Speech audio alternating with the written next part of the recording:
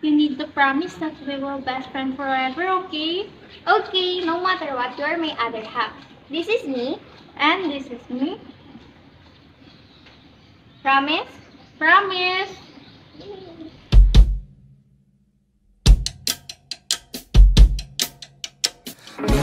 New school year,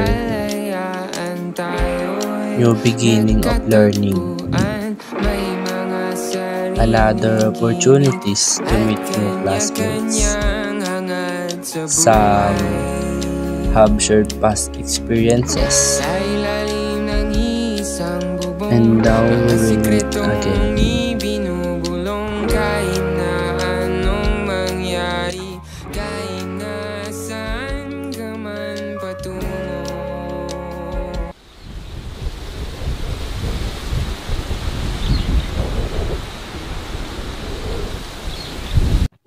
Hey bro, I have news for you. There's a new girl transferring in our school. She's from Canada. Is she pretty? I can confirm. I don't see her yet. I just read the news from our GC. I need to go na. I have an next class pa eh. Oh, okay. See you later, bro. See you later, bro. Take care.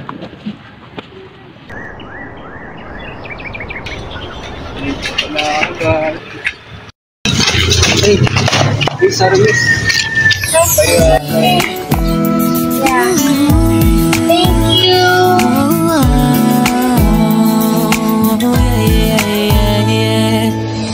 Nakilala kita sa di ko inaasahang pagkakataon. Nakakabigla, para bang sinadya at tinakta ng panahon. Tila agad akong nahulog ng hindi napapansin. Pero tadhana ko'y mukhang di tayo pagtatagpuin. Good day, class. I'm your new homeroom teacher. I'm Mr. Benedict Luciano. How are you today, class? We are good, sir. That's okay, class. So today, class, I'm gonna introduce to you your new classmate. She's from Canada and she's a new transfer in our school. So Miss Jazzy, may you come in? Hi everyone, I'm Jazzy. I'm the transferee. I hope we can all be friends and please be good to me. That's a wonderful introduction, class. So Miss Jazzy, may you sit down beside Mr. Otenaldo. Thank you.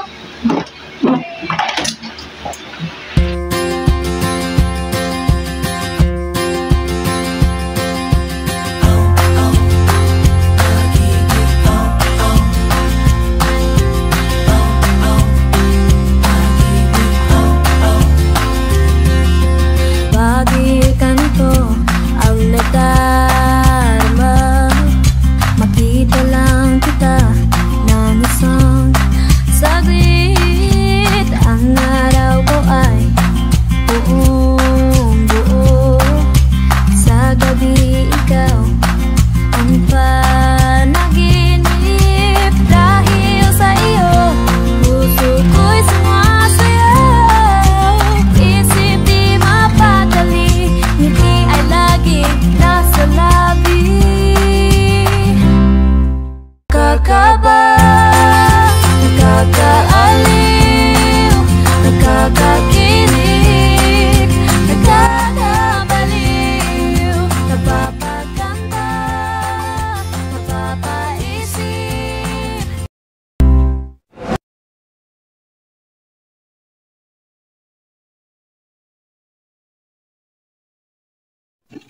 Hi! Don't you mind if I join you? Yeah. Hi, don't you remember me? I'm Jazzy, your friend. Jazzy from elementary? Yeah, it's me. How are you? Hi. Can I join?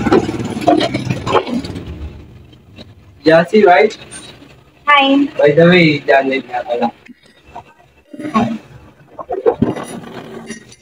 Where are you going? I have something to do. Okay.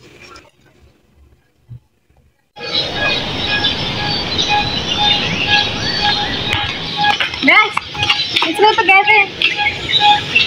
Hey, are you mad? Did something happen? Are you okay? Can you stop? You're so annoying. Leave me alone.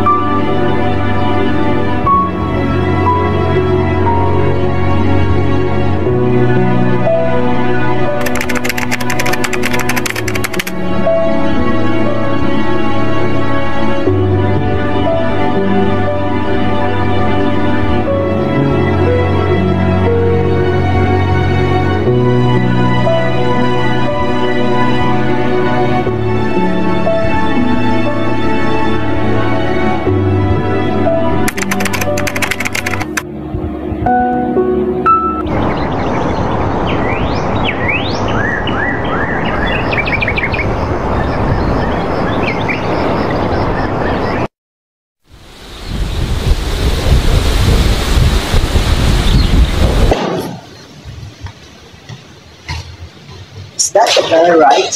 Who's girl? The one who cheated in exam. Yeah, that's her. So embarrassing.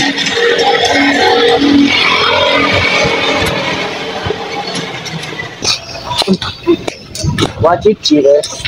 What did you say? Cheater. You're a cheater. You're a plenty cheater. Hey, take that back. Where would I be? Nobody said that. So why would I be? What?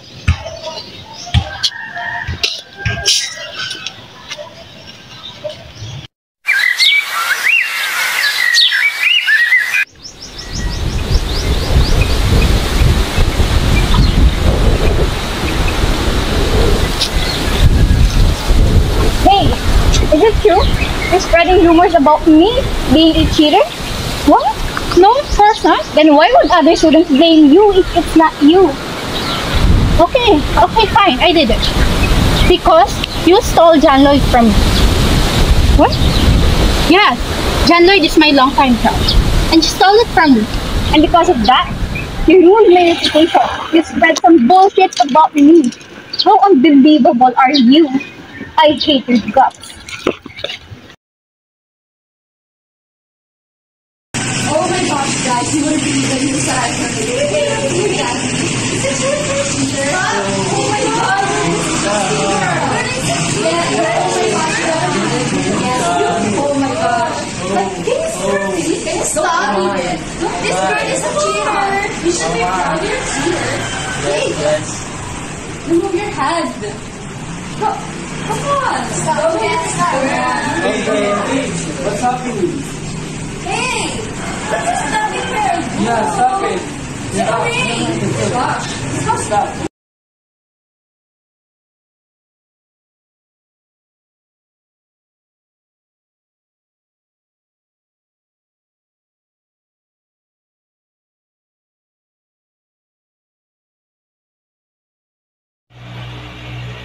Leave the news that I heard. Hey, look here, Jazzy. Is it true that you're a cheater? Oh my god, you're a disgusting girl. Yeah, oh my gosh, you better believe me. Yes, you, oh my gosh. Like, can you see her face? Like, don't hide it. Don't hide it. Come on. You should be proud you're a cheater. Hey, remove your hand. Come on. Is it true ba na ikaw yung nagpakalat ng fake news about kay Jassy sa mga GC? Yes, I am. And why would you do that? Best friend ka niya. You wanna know why, huh?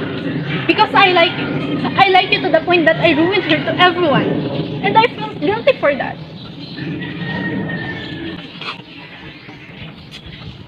Unbelievable.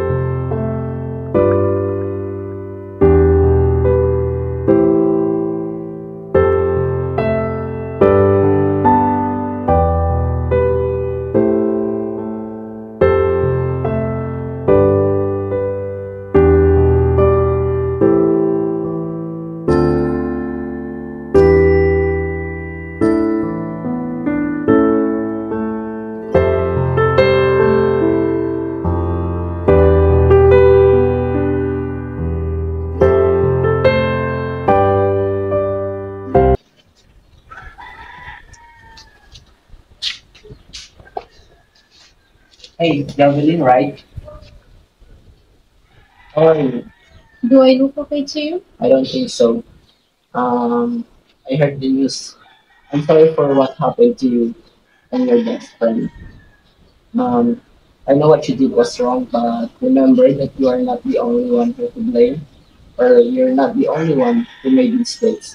You spread rumors or fake news, and they bite the news without knowing the other side of the story.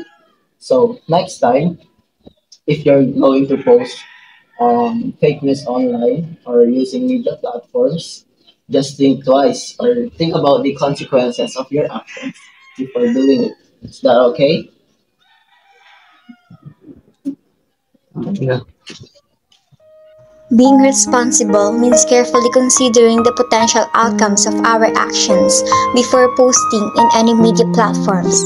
Nowadays, many people share information without pausing to think about consequences. However, if individuals were more knowledgeable about media literacy, they would understand its importance. Media literacy goes beyond simply accessing and understanding media messages. It involves analyzing them critically, creating content truthfully, reflecting on its impact, and taking action responsibly. By embracing media literacy, we can harness the power of information and communication to positively influence the people. Uy, Jassy!